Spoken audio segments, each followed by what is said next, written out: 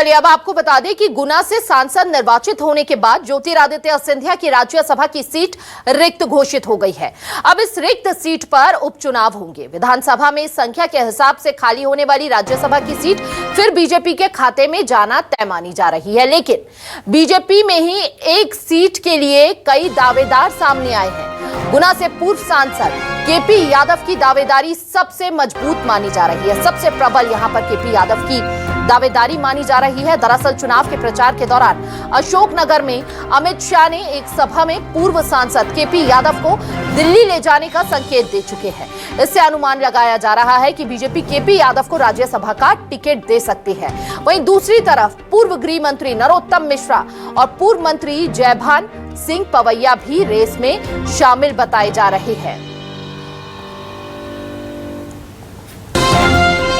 तो देखिए यहां पर सीट एक है लेकिन दावेदार कई हैं, जिसमें कई नाम सामने आ रहे हैं, लेकिन सबसे प्रबल दावेदारी जो है वो केपी यादव के यहां पर मानी जा रही है। लेकिन पूर्व मंत्री नरोत्तम मिश्रा का नाम, और साथ ही साथ आपको बता दें कि इसके कई मायने भी हैं। चाहे जातीय समीकरणों को देखा जाए उसके आधार पर भी बेहद अहम हो जाता है पूर्व सांसद केपी यादव का नाम।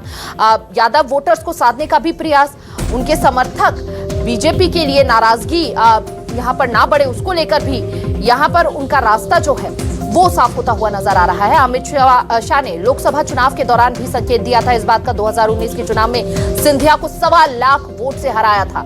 सिंधिया के लिए अपनी सीट यहां पर खो बैठे थे, और उसके बाद जब इस बार चुनाव हुए तो यहां पर यही माना जा रहा था कि अब क्या केपी यादव का कद बढ़ता हुआ नजर आएगा, और ऐसे में यहां पर क्या जिम्मेदारी देती हुई बीजेपी नजर आएगी। अमित शाह ने लोकसभा चुनाव के दौरान हालांकि इस बात के संकेत दे दिए थे।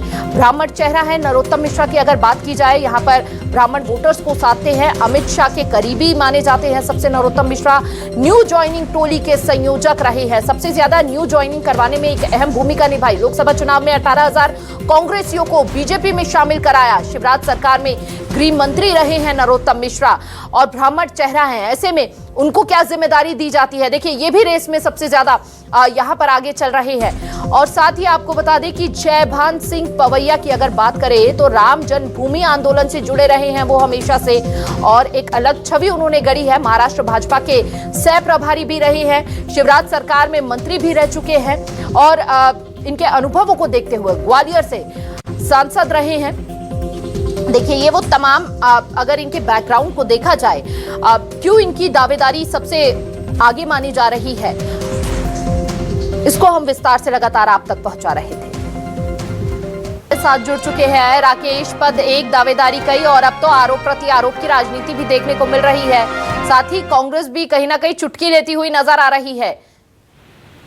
देखिए सीधे तौर पर हम बात करें जो अब चुनाव होना है राज्यसभा का, और इसको लेकर अब सियासत मध्य प्रदेश में लगातार जारी है। कांग्रेस को एक बहाना मिल गया है कि अब केपी यादव के जरिए वो बीजेपी को घेरे। हालांकि हम बीजेपी की ओर से बात करें, जो संकेत दिए गए थे उन संकेतों को समझे। खुद अमित शाह जो है गुना में जब उन्होंने सभा ली थी अशोकनगर में, तो उन्होंने कहा था कि केपी यादव की चिंता आप न करें, केपी यादव की चिंता मुझ पर छोड़ दें, और फिलहाल आप ज्योतिरादित्य सिंधिया जो बीजेपी के प्रत्याशी है उनको जिताएं।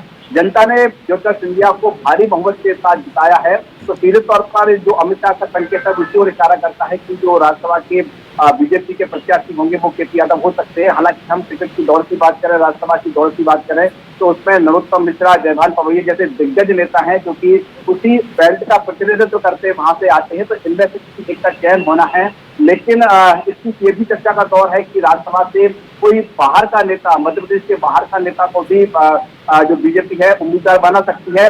इस बीच कांग्रेस को बैठे बैठा एक बड़ा मुद्दा हाथ लगा है, और कांग्रेस इस पूरे मामले को लेकर लगातार निशाना साध रही है। कांग्रेस कह रही है कि केपी यादव के साथ बीजेपी ने अन्याय किया, उनके साथ न्याय करना चाहिए। हालांकि जब ये बार पलटवार का दौर जारी होता है तो बीजेपी लगातार पलटवार कर रही है कांग्रेस पर, और बीजेपी कह रही है, बीजेपी के बीजेपी प्रभारी अजमल का कहना है कि कांग्रेस से किसी वर्ग की चिंता न की। ऐसे में केपी यादव की चिंता करने के लिए बीजेपी जो यहाँ पर मौजूद है, और बीजेपी अपनी तौर से चिंता करेगी। बिल्कुल बिल्कुल, एमपी में राज्यसभा की एक सीट पर अब कौन काबिज होगा ये आने वाला वक्त बताएगा। बहुत बहुत शुक्रिया राकेश आपका तमाम जानकारी साझा करने के लिए।